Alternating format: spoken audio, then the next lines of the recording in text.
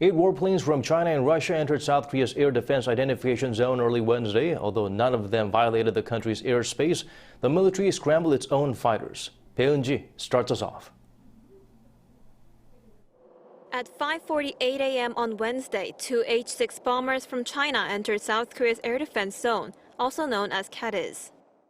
Seoul's Joint Chiefs of Staff said they entered 126 kilometers northwest of Ieodo, a submerged rock located south of Jeju Island. The Chinese warplanes stayed within the zone for about 25 minutes before moving away. Then about an hour later at 6:44 a.m., they entered the zone again, this time from the northeast of South Korea's southeastern coastal city of Pohang, before flying away about 20 minutes later.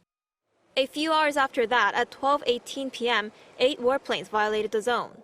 This included 2 Chinese bombers from before, along with 6 Russian warplanes, including 4 Tu-95 bombers and 2 Su-35 fighter jets.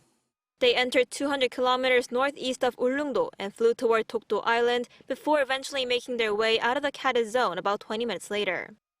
None of the aircraft violated the country's airspace. In response, South Korea deployed multiple fighter jets, including its F-15Ks, but the JCS did not elaborate on the exact number of aircraft.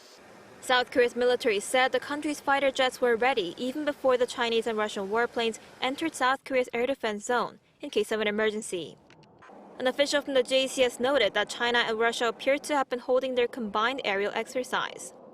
China reportedly told South Korea through their military hotline that it was just an ordinary drill.